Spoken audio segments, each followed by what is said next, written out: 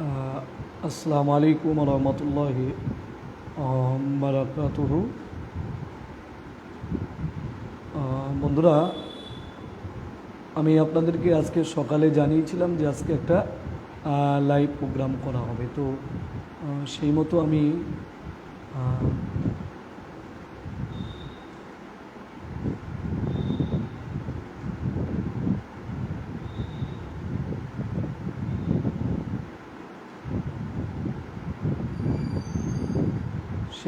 লাইভে এলাম এবং আপনারা ইতিপূর্বে হয়তো দেখে থাকবেন যে রাত 9টায় আপনাদেরকে আমি কথা দিয়েছিলাম যে রাত 9টায় ইনশাল্লাহ আমরা লাইভ প্রোগ্রামে আসছি।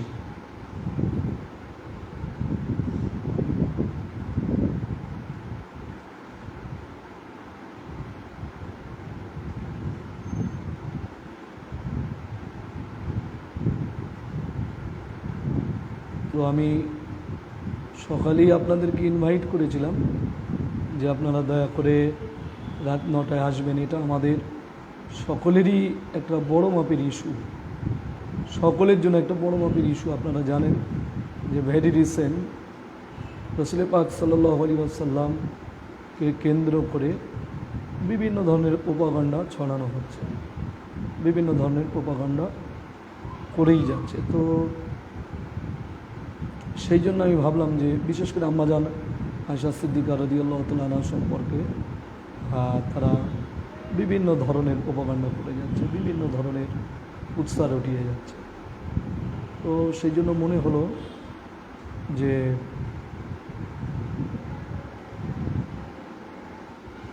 লাইভের আজকে একটা লাইভ করা যাক। তো সেই মতো আমরা লাইভে এলাম। আজকে লাইভে আসার উদ্দেশ্য যেটা আপনাদেরকে বলবো যে একেবারেই মানে কি বলা যায়, মানে উদ্দেশ্য শুনতে পাচ্ছেন কিনা যদি একটু বলেন। যারা এসছেন দয়া করে শুনতে পাচ্ছেন কিনা, শুনতে পাচ্ছেন কিনা একটু যদি আমার লাইভ যে আমি শুনতে পাচ্ছেন কিনা, সাউন্ড কেমন হচ্ছে যদি একটু বলেন তাহলে আরো খুব ভালো।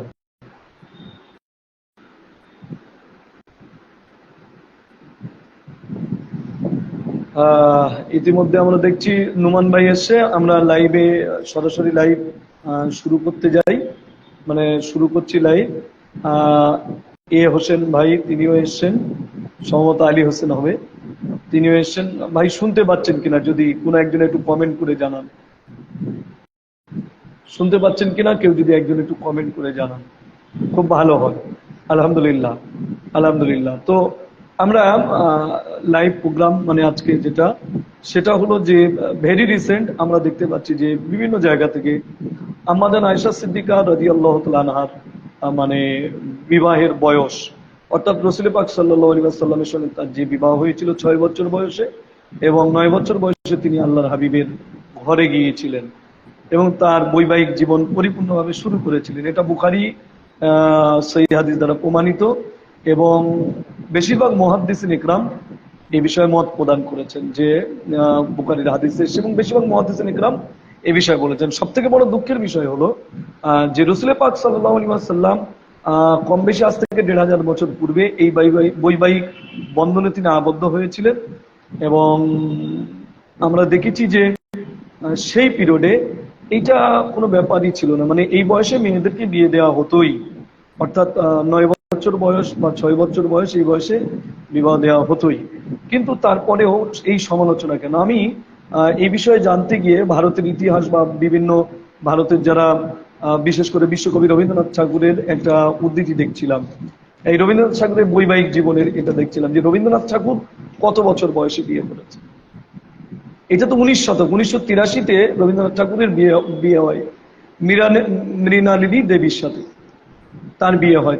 তখন রবীন্দ্রনাথের বয়স ছিল 22 আর রবীন্দ্রনাথের স্ত্রী মৃণালিনী দেবীর বয়স ছিল মাত্র 9 বছর।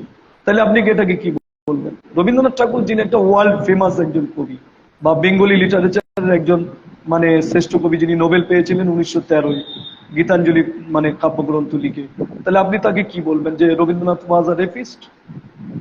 এটা কি আপনি বলবেন না? সেটা তো না, কখনোই বলা যায় না। কারণ মানে সেই সময় এই সিচুয়েশন ছিল, তখন অ্যাডাল্টারিটা 9 বছরে হয়ে যেত অলরেডি। তাহলে 19 শতকে 1983, আর তার থেকে আরো আপনি 600 বছর 1200 বছর পেছনে যান, মানে আল্লাহ রসুল নবী হযরত মুহাম্মদ সাল্লাল্লাহু আলাইহি ওয়াসাল্লাম যে 1200, আজ থেকে 1200 বছর পিছনে অর্থাৎ 600 খ্রিস্টাব্দের পরে তিনি আমাদের আয়েশাকে বিবাহ করেছিলেন। এক্সাক্ট আমি সালটা বলছি না, তবে খ্রিস্টাব্দটা ছিল 600 খ্রিস্টাব্দের পরে। তো তিনি বিয়ে করেছিলেন। তো কথা হলো যে 610-এ তার নবুয়ত হলো, 40-এ তার নবুয়ত হলো, তো তার পূর্বেও তিনি মানে বিয়ে করেছিলেন। তো যাই হোক, সে কথা আমি বলতে চাইছি না। তো 1200 বছর পূর্বে যদি 9 বছর একজন বালিকার সাথে ঘর সংসার করা অপরাধ বলে পরিগণিত হয়, নাউজুবিল্লাহ নাউজুবিল্লাহ, তাহলে আপনি 19 শতকে এসে রবীন্দ্রনাথের মতো একজন মানুষ 9 বছর মেয়ের বিয়ে করেছে, এটা আপনি কি বলবেন? আবার আপনি যদি দেখেন বঙ্কিমচন্দ্র চট্টোপাধ্যায়ের লাইফ হিস্ট্রি যদি আপনি দেখেন, সেখানে দেখবেন যে 1849-এ বঙ্কিমচন্দ্র চট্টোপাধ্যায় বিবাহ করেছিলেন, যাকে বাংলা সাহিত্যের সম্রাট বলা হয়। দুর্গেশ নন্দিনী এবং এই ধরনের বড় বড় আর কি যে মানে সাহিত্য বা উপন্যাসগুলো তিনি রচনা করেছেন, যেগুলো পড়া সত্যিই কঠিন, এবং তার ভাষাগত এর জন্য বাংলা ভাষার সাহিত্যের মানে অপরূপ সৌন্দর্যের কারণে মানে তাকে সাহিত্য সম্রাট আমরা বলে থাকি। তিনি 5 বছর বয়সের মেয়েকে বিয়ে করেছিলেন। তাহলে আপনি কি বলবেন যে বঙ্কিমচন্দ্র ওয়াজ আ রেপিস্ট দ্যাট টাইম?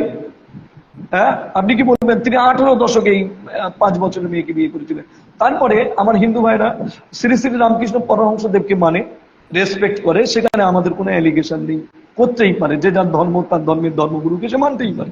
কিন্তু আপনি যদি রামকৃষ্ণ পরমহংসদেবের জীবনী পড়েন, তিনি দেখবেন 1859-এ বিবাহ করেছেন শারদামণি দেবীকে, তখন তার বয়স ছিল 5 বছর। তাহলে আপনি কি বলবেন? আপনি কি বলবেন? তো কথা হলো, আজ থেকে 1200 বছর পিছনে, অর্থাৎ 6ষ্ঠ খ্রিস্টাব্দে 1200 বছর পিছনে একজন 9 বছরের মেয়ের সঙ্গে ঘর সংসার করা যদি অপরাধ হয়, তাহলে আজকে 19 শতক 18 দশকে, তাই না, যারা 5 বছর 7 বছর 9 বছরের মেয়েকে বিবাহ করলো, তাদেরকে আপনি কি বলবেন? এইটা সব থেকে বড় দুঃখের বিষয়। আসলে ব্যাপারটা হলো কি, যে ইসলাম বা নবী মুহাম্মদ সাল্লাল্লাহু আলাইহি ওয়াসাল্লামকে অনেকে সহ্য করতে পারে না, কেন জানি না, কেন জানি না, সেটা মানে এভাবে বলা উচিত না, সহ্য করতে পারে না। আসলে তারা এইরকম পড়েই বলে দেয়, তারা জিওগ্রাফিক্যাল সিচুয়েশন কি, সেই সময়ের আবহাওয়া ছিল, কে কোন পরিস্থিতিতে এটা হয়েছিল। তো যাই হোক, আমি ভূমিকাতে কিছু কথা বললাম। তো আজকে যে বিষয়ে লাইভে আসা, আমার লাইভে দেখেছি অনেক গুণীজন এসছেন, আলহামদুলিল্লাহ। হাদিবুস সিনিয়র মাস্টার সুপার রুল আমিন সাহেব হুজুর এসছেন, আন্তরিক সালাম এবং মোবারকবাদ জানাই যে আপনি আমার মতো একজন গুণাগার নগণ্যের এই লাইভ দেখবেন। তো আজকে যে বিষয় বলবার সেটা হলো যে আম্মাজান আয়েশাকে রাসূল পাক সাল্লাল্লাহু আলাইহি ওয়াসাল্লাম 6 বছর বয়সে বিবাহ করেছিলেন, এটা বুখারীর সহিহ হাদিস এবং জমহুর মুহাদ্দিসিনদের আকওয়াল। তিনি 6 বছরে বিয়ে করেছিলেন, 9 বছরে তার বিবাহ জীবনের আর কি বাসর জীবন থেকে বিবাহ জীবন, সাংসারিক জীবন শুরু হয়েছিল। তো কথা হলো, যদি এটা তৎকালীন যুগে সেক্সুয়াল অ্যাসাল্ট বা সেক্সুয়াল অ্যাবিউজড হয়, আপনি যেটাই বলেন, সেক্সুয়াল অ্যাসাল্ট বা সেক্সুয়াল মানে চাইল্ড অ্যাসাল্ট বলুন আর চাইল্ড অ্যাবিউজ বলুন, যেটাই বলুন না কেন, যদি এটা হয়ে থাকে, তাহলে সর্বপ্রথম এখানে আমরা দেখব যে তার বিরোধিতা করতেন কুরাইশরা। কেন না? কুরাইশদের বিশেষ করে তৎকালীন জামানায় যারা তার সব থেকে মানে মানে কি বলে স্ট্রং অপোজিশন ছিল, যারা নবী মুহাম্মদ সাল্লাল্লাহু আলাইহি ওয়াসাল্লামের এই মিশনকে সহ্য করতে পারেনি, তারা তাকে পাগল বলেছে, তারা তাকে পাথর মেরেছে, তারা তার বিরুদ্ধে বিভিন্ন দেশে নালিশ করেছে, কুৎসা রটিয়েছে। কিন্তু আমরা দেখিনি যে কুরাইশরা কুৎসা রটাবার পাশাপাশি আম্মাজান আয়েশাকে 6 বছর বয়সে বিয়ে করার পরে, 9 বছরে ঘরে নিয়ে যাওয়ার পরে, সেই কুরাইশরা কোনোদিন তার বিরুদ্ধে অ্যালিগেশন দিয়েছে যে মুহাম্মদ সাল্লাল্লাহু আলাইহি ওয়াসাল্লাম তিনি 6 বছরের মেয়েকে বিয়ে করেছেন, 9 বছর সংসার করেছেন, এই বিষয়ে তারা কোনো অ্যালিগেশন দেয়নি। তাহলে কি প্রমাণ হয়? না, এর দ্বারা প্রমাণ হয় যে তৎকালীন আরব দুনিয়ায় অ্যাডাল্ট্রি অর্থাৎ মেয়েদের সাবালিকা হওয়ার বিষয়টি 9 বছরের মতো বয়সে হতো। কারণ গরম দেশ, তো গরম দেশে এই মেয়েদের অ্যাডাল্ট্রি বিষয়টা, সাবালিকা হওয়ার বিষয়টি একেবারে 9 বছরের স্বাভাবিক ব্যাপার ছিল। যদি অস্বাভাবিক হতো, তাহলে নিশ্চয়ই সেই যুগের যারা বড় বড় কবি ছিল, কাব বিন আশরাফ, তাই না? তারপর ইহুদি আবু রাফের মতো ইহুদি কবি, তারা কি হযরত মুহাম্মদ সাল্লাল্লাহু আলাইহি ওয়াসাল্লামকে ক্রিটিসাইজ করতো না? অবশ্যই করতো, কিন্তু কুরাইশ এই বিষয়টা কিছু বলেনি। অর্থাৎ কুরাইশদের বিষয়টি থেকে আমরা জানতে পারি একদম পরিষ্কার ভাবে যে এই যুগে 9 বছরের মেয়েরা অ্যাডাল্ট্রিতে পৌঁছে দিতে সাবালিকা হতো, তাদের সঙ্গে বিবাহ করাটা কোনো ব্যাপারই ছিল না, কোনো প্রতিবন্ধকতা ছিল না। আর বিষয়টি আমাদের মনে রাখতে হবে, এইটা ছিল আজ থেকে 1500 বছর পূর্বে। এটা সব থেকে বড় ব্যাপার যে 1500 বছর পূর্বের আবহাওয়া, সিচুয়েশন, অ্যাডাল্ট্রি, তাই না? অ্যাডাল্ট্রি বিষয়টি সম্পূর্ণভাবে আলাদা। দ্বিতীয় কি না, মেডিভাল ক্রিটিক্স যারা, মধ্যযুগীয় ক্রিটিক্স মানে 1000 বছরের, মানে খ্রিস্টীয় দশম শতাব্দীর পরে আমরা যেটা দেখেছি, মধ্যযুগীয় যারা ক্রিটিক্স, সমালোচক, বিশেষ করে কবি, সাহিত্যিক, তারাও কোনোদিন আমাদের আয়েশার এই 6 বছরের বিবাহ, 9 বছরে তার ঘর সংসার করা রাসূল পাক সাল্লাল্লাহু আলাইহি ওয়াসাল্লাম, প্রফেট মুহাম্মদ সাল্লাল্লাহু আলাইহি ওয়াসাল্লামের সঙ্গে তারা কোনোভাবেই সমালোচনা করেনি। কারণ that time this is natural matter. সেই সময় এটা ছিল একটা স্বাভাবিক ব্যাপার, এটা একটা স্বাভাবিক। 9 বছরের মেয়ে বিবাহ করা, 7 বছরের মেয়ে বিবাহ করা, সেই সময় সেই যুগের ছিল কি এটা একটা নিয়ম। কারণ সেই সময় 7 বছর 9 বছরে স্বাভাবিকভাবে মেয়েরা সাবালিকা হয়ে যেত, বয়স প্রাপ্ত হয়ে যেত, সুতরাং এটা সাধারণ ব্যাপার। তো কথা হলো আমরা কি দেখেছি না, মেডিভাল ক্রিটিক্স যারা, মধ্যযুগীয় সমালোচক যারা, তারা কখনোই কোনোভাবে মধ্যযুগের কোনো কবি, সাহিত্যিক, তারা তাদের দর্শন শাস্ত্রে কোনোভাবেই আল্লাহর হাবিব সাল্লাল্লাহু আলাইহি ওয়াসাল্লাম, নবী মুহাম্মদ সাল্লাল্লাহু আলাইহি ওয়াসাল্লামের এই 6 এবং 9 বছরে, 6 বছরের বিবে, 9 বছরের সংসার, এর কোনো সমালোচনা তারা করেনি। তৃতীয়, আমরা দেখি যে রেনেসাঁস অথর যারা, মানে ভলতেয়ার, রুসো, মন্তেস্কু, মানে রেনেসাঁস অথর, যেটা আমরা ফ্রেঞ্চ রেভলিউশনে আমরা দেখেছি, বা ফরাসি বিপ্লবে আমরা দেখেছি, তাই না?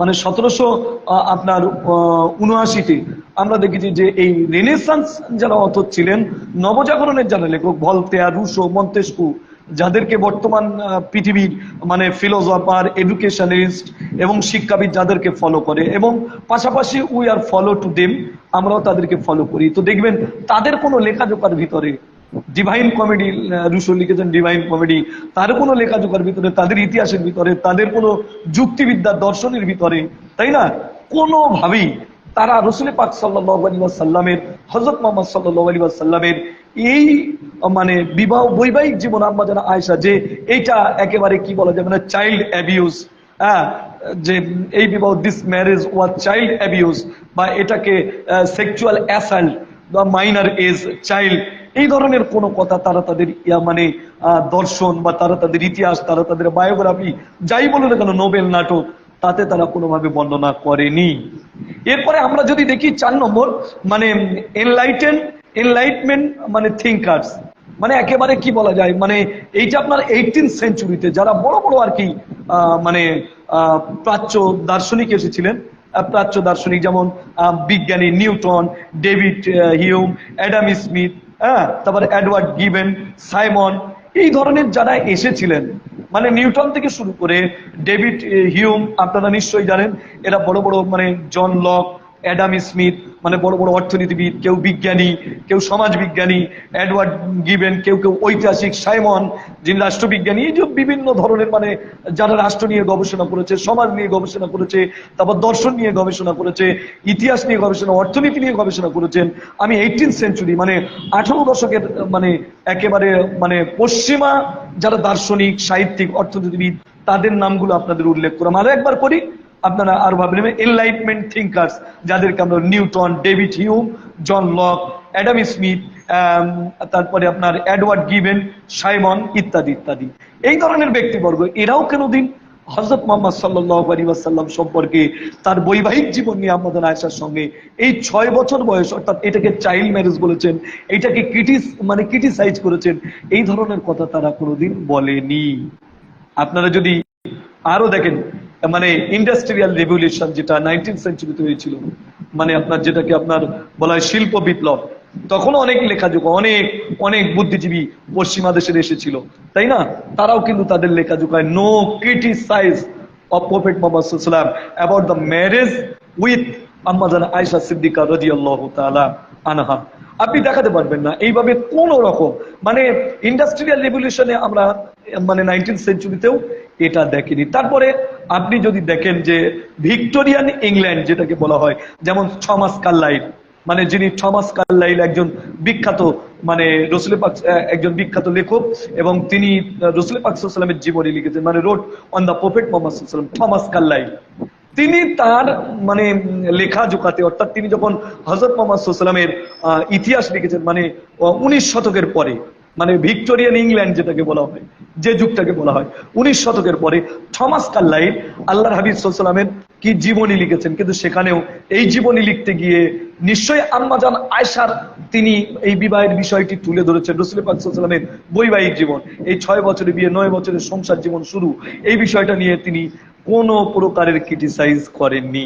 তারপরে আপনারা যদি দেখেন ঠিক ওই মানে ভিক্টোরিয়ান ইংল্যান্ড এই পিরিয়ডে আপনি 19 সেঞ্চুরির পরে, মানে 19 শতকের পরে জর্জ বার্নার্ড শ, তিনিও রোড দ্য প্রফেট মুহাম্মদ সাল্লাল্লাহু আলাইহি ওয়াসাল্লাম বায়োগ্রাফি, আল্লাহ নবী সাল্লাল্লাহু আলাইহি ওয়াসাল্লামের বায়োগ্রাফি তিনিও লিখেছেন। কিন্তু সেখানেও আমরা দেখেছি যে হযরত মুহাম্মদ সাল্লাল্লাহু আলাইহি ওয়াসাল্লাম সম্পর্কে মানে জর্জ বার্নার্ড শ কখনো কোনোদিন তার আম্মাজান আয়েশার সাথে বৈবাহিক জীবন নিয়ে ক্রিটিসাইজ করেনি, এবং তিনিও তার লেখাতে কখনো মানে বলেনি যে এটা চিলড্রেন অ্যাবিউজ বা sexual assault for the child, এই ধরনের কথা তিনি তার বায়োগ্রাফিতে অর্থাৎ প্রফেট মুহাম্মদ সাল্লাল্লাহু আলাইহি ওয়াসাল্লামের জীবনীতে তিনি লেখেননি। তারপরে উইলিয়াম ময়ূর, যিনি 4 খণ্ডে মানে 4 ভলিউমে হযরত মুহাম্মদ সাল্লাল্লাহু আলাইহি ওয়াসাল্লামের জীবনী লিখেছেন। William Muir, everybody know that about the historian, মানে foreign historian, famous world historian William Muir, যারা এনাকে চেনেন, এবং এনার লেখাজোখা বহু বই, বিশেষ করে 4 খণ্ডে 4 ভলিউমে তিনি নবী মুহাম্মদ সাল্লাল্লাহু আলাইহি ওয়াসাল্লামের বায়োগ্রাফি লিখেছেন। কিন্তু তিনিও আম্মাজান আয়েশার সাথে রাসূল পাক সাল্লাল্লাহু আলাইহি ওয়াসাল্লামের এই ক্রিটিসাইজ করেনি যে তিনি একজন শিশুর সঙ্গে বিবাহ করছেন, নাউজুবিল্লাহ, তিনি একজন মানে চাইল্ড অ্যাবিউজ ইত্যাদি ইত্যাদি, এই ধরনের ক্রিটিসাইজ তারা করেনি। তারপরে আমি নাম বলবো, যেমন সাইমন অকলের নামটা আপনারা যারা জানেন, বায়োগ্রাফি অফ মুহাম্মদ সাল্লাল্লাহু আলাইহি ওয়াসাল্লাম, তিনিও লিখেছেন আল্লাহ নবীর জীবনী।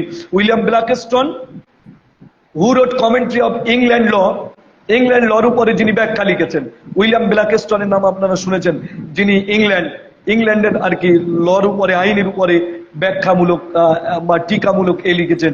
তিনিও কখনো কোনো জায়গায় এই ধরনের কথা তিনি বলেননি। মানে অ্যাকচুয়ালি মানে এই বিষয়টা ছিল মানে সেই পিরিয়ডের জিওগ্রাফিক্যাল সিচুয়েশন আপনি বলতে পারেন, এবং কখনো কোনো মানে ব্যাখ্যাকার বা কোনো মানে বিশেষ করে বিশেষজ্ঞ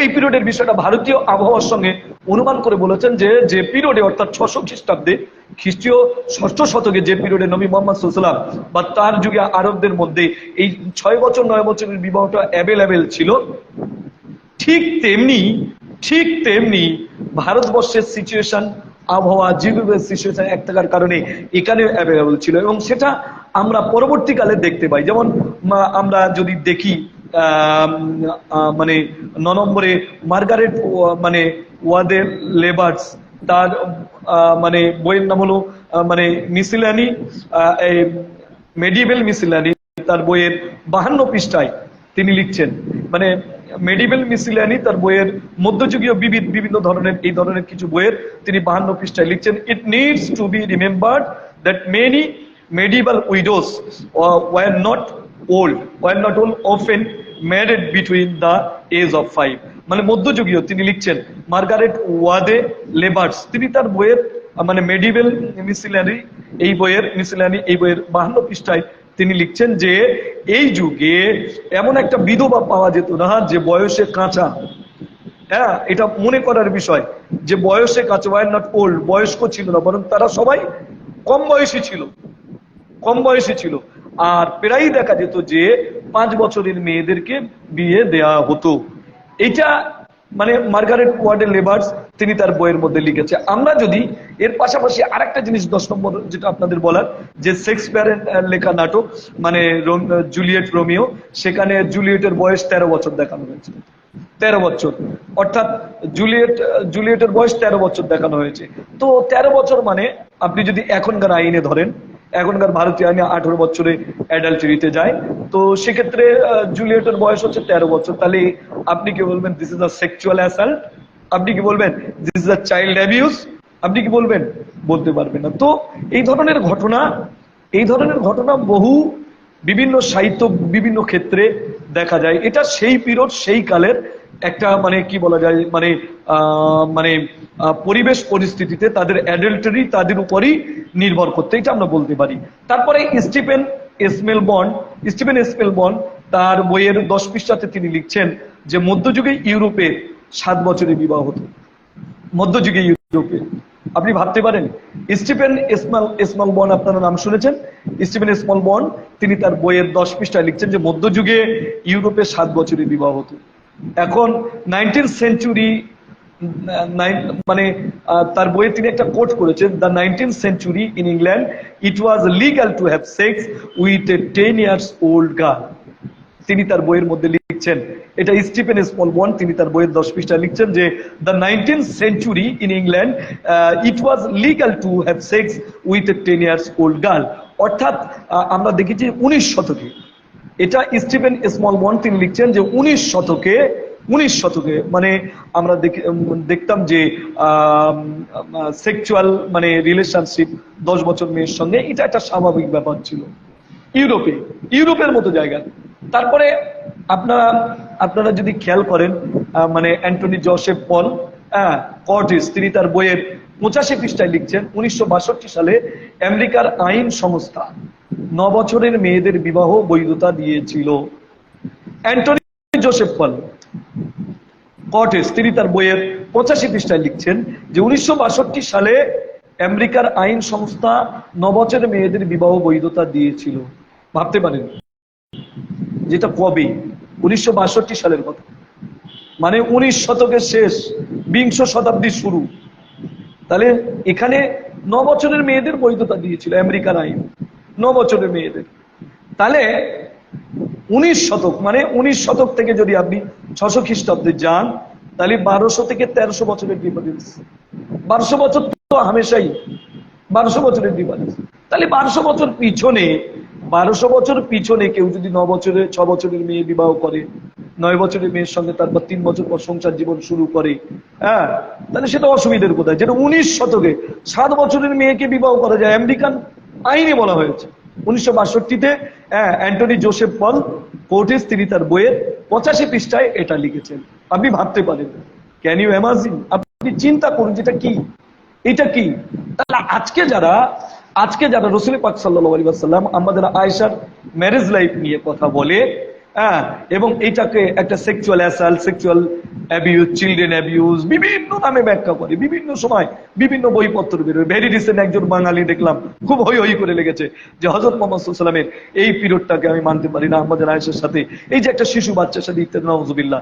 আসলে এরা ইতিহাস পড়েই না, ইতিহাস জানেই না, যার জন্য আজকে আমি লাইভ এলাম যে আমার যারা মানে যারা একেবারে ক্লোজ, আমার সাথে যারা থাকে, আমার ভাইদের কাছে এই মেসেজটা থাকা দরকার যে পৃথিবীতে এই ধরনের মানে 6 বছর 9 বছর 7 বছরের বিবাহের আইন কোন সময় ছিল কোন সময় ছিল না, তাই না, কারা কারা বিবাহ করেছিল, এগুলো যদি আমরা ধারণা দিতে পারি তাহলে আলহামদুলিল্লাহ আগামী দিন আমরা বিশেষ করে যারা রাসূল পাক সাল্লাল্লাহু আলাইহি ওয়াসাল্লামের বিরুদ্ধে, বৈবাহিক জীবন নিয়ে আমাদের আয়েশার বিরুদ্ধে আঙুল ওঠায়, আমরা তার জবাবদিহি করতে পারবো এবং তাকে আমরা এই বিষয় বোঝাতে সক্ষম হব। এই জন্য আজকে আমার এই লাইভ। সব থেকে বড় ব্যাপার হলো এটা হলো একেবারে একটা প্রপাগান্ডা, এবং রাসূল পাক সাল্লাল্লাহু আলাইহি ওয়াসাল্লামের বিরুদ্ধে এই ধরনের কথা কি বলে গেছে। এরপরে আমি আরো একটা আপনাদের কাছে মানে উদ্ধৃতি দেই যে বিশেষ করে মরিন দাবাং তার বই কালচারাল মানে অ্যানালিস পৃষ্ঠা 188 তিনি লিখছেন, for sexual intercourse in most American state was 10 years। আমি বাংলাটা বলছি, মানে মরিন দাবাং তার বইয়ের কালচারাল অ্যানালাইস এই বইয়ের 188 পৃষ্ঠায় লিখছেন, for sexual intercourse in most American state was 10 years। আপনি ভাবতে পারেন যে আমেরিকার বেশিরভাগ স্টেটে, বেশিরভাগ রাজ্যেতে, আমেরিকার মতো জায়গায়, মানে 19 শতকের কথা বলছি, 19 শতকের কথা বলছি আমি, আমেরিকার বেশিরভাগ রাজ্যগুলোতে 10 বছরের মেয়েদের সাথে সেক্সুয়াল ইন্টারকোর্স করা এটা একটা স্বাভাবিক ব্যাপার ছিল। এখন আপনি কি বলবেন 19 শতকের পরে আমি অনেকগুলো বিষয় আপনাদের কাছে তুলে ধরলাম। তারপরে শেষে যেটা আমি ভূমিকা দেবো, শেষে যেটা বলবো যে আমাদের দেশের বিশ্ব কবি যাকে আমরা বলি রবীন্দ্রনাথ ঠাকুর, বাংলা ভাষার কবি, তিনি 1983-তে মৃণালিনী দেবী রায়চৌধুরীকে বিয়ে করেছিলেন, যার বয়স ছিল কত, 9 বছর। তখন রবীন্দ্রনাথের বয়স 22 বছর। এখানে আপনি কি বলবেন? এখানে আপনি কি বলবেন? এটা তো আপনার 19 শতকের কথা, এবং আমেরিকান আইনগুলো আপনাদের সামনে আমি তুলে ধরলাম। সুতরাং এর দ্বারা বোঝা যায় যে সেই পিরিয়ডে সেই কালে 9 বছর 7 বছর বয়সে মেয়েরাও অলরেডি অ্যাডাল্ট্রিতে পৌঁছে যেত। ফলে বৈবাহিক জীবনে তাদের কোনো রকম ব্যাপার ছিল না। যদি মনে করেন না এটা একটা সেক্সুয়াল অ্যাবিউজ ছিল, এটা চিলড্রেন অ্যাবিউজ ছিল, sexual assault for the children, আপনি যদি এই দাবি রাখেন তাহলে আপনি রবীন্দ্রনাথকে কোন তালিকায় রাখবেন বলুন? আপনি বঙ্কিমচন্দ্র চট্টোপাধ্যায়, যিনি বাংলা সাহিত্যের সম্রাট, তিনি 1949 সালে 5 বছরের মেয়েকে বিয়ে করেছেন, আপনি তাকে কোন তালিকায় রাখবেন বলুন? তৃতীয় রামকৃষ্ণ পরমহংসদেব, তিনি 1859-এ 18 দশকের একেবারে মাঝামাঝি এসে তিনি শারদামণিকে বিয়ে করলেন, যখন শারদামণি বয়স ছিল 5 বছর, তাহলে এনাকে কোন তালিকায় রাখবেন? যদি আজ থেকে 1200-1400 বছর আগে প্রফেট মুহাম্মদ সাল্লাল্লাহু আলাইহি ওয়াসাল্লাম আম্মা জান আয়েশা রাদিয়াল্লাহু তাআলা আনহাকে 6 বছরে বিবাহ করে তাকে যদি আপনারা তাকে সেক্সুয়াল অ্যাসাল্ট, তাই না, sexual abuse for the children, তাই না, এই ধরনের, বা sexual assault for minor child, এই ধরনের তালিকায় রাখেন, তাহলে রবীন্দ্রনাথ, বঙ্কিম, রামকৃষ্ণ পরমহংসদেব, আরো তো হাজার হাজার আছে আরো। তারপরে ইংল্যান্ড, আমেরিকা, যাদেরকে সারা পৃথিবী এখন অনুসরণ করে, 19 শতকে তারা বলেছে, তাদের কথাগুলো আমি মরিন দাবাং এর বই থেকে আপনাদেরকে বললাম, যে কালচারাল অ্যানালাইজ, বই নাম কালচারাল, 128 পৃষ্ঠা, তিনি for sexual intercourse in most American state was 10 years. 10 বছরের মেয়েদের সঙ্গে অধিকাংশ অঙ্গরাজ্যগুলোতে, আমেরিকার অধিকাংশ রাজ্যগুলোকে 10 বছরের মেয়েদের সঙ্গে সেক্সুয়াল মানে রিলেশনশিপ করা, এটা একটা স্বাভাবিক ব্যাপার ছিল। আরো আপনাদের অনেক বইয়ের উদাহরণ দিলাম। সুতরাং এগুলোকে আপনি কোন তালিকায় রাখবেন? সুতরাং আমাদেরকে পড়াশোনা করতে হবে, আমাদেরকে জানতে হবে প্রফেট মুহাম্মদ সাল্লাল্লাহু আলাইহি ওয়াসাল্লাম, হযরত মুহাম্মদ সাল্লাল্লাহু আলাইহি ওয়াসাল্লাম, তিনি সর্বকালের সর্বযুগের শ্রেষ্ঠ নবী, ওমা আরসালনাকা ইল্লা রাহমাতাল লিল আলামিন, এবং তিনি আল্লাহর পক্ষ থেকে আইন যে বিধান দিয়ে গেছে, এই বিধান সর্বকালের সর্বযুগের সর্বাধুনিক, পৃথিবীতে কিয়ামত পর্যন্ত আনটিল রেজুরেকশন ডে এইরকম কোন আইন কেউ কোনোদিন প্রণয়ন করেনি, কেউ কোনোদিন দিতে পারবে না। ফলে যারা ভোগবাদী, যারা জড়বাদী, তাদেরকে একটু বেশি জ্বালা করে হযরত মুহাম্মদ সাল্লাল্লাহু আলাইহি ওয়াসাল্লামের এই বিষয়গুলো দেখলে। অ্যাকচুয়ালি যদি আমরা হিস্ট্রিক্যাল অ্যানালাইজ করি, বা জিওগ্রাফিক্যাল সিচুয়েশন দ্যাট টাইম, সেই সময়ের অ্যানালাইজ করি, তাহলে আমাদের বুঝতে সুবিধা হবে যে এই পিরিয়ডে 6 বছর কিংবা 9 বছরের মেয়েগুলো অলরেডি অ্যাডাল্ট্রি কিংবা বয়সপ্রাপ্ত হতো। সকলকে আন্তরিক শুভেচ্ছা এবং ধন্যবাদ জানিয়ে, যারা আমার লাইভ দেখেছেন সকলকে আন্তরিক মোবারকবাদ, শুভেচ্ছা জানিয়ে আমি আমার সংক্ষিপ্ত লাইভ এখানে শেষ করছি। আখিরু দাওয়ানা আনিল হামদুলিল্লাহি রাব্বিল আলামিন। আসসালামু আলাইকুম ওয়া রাহমাতুল্লাহি ওয়া বারাকাতুহু।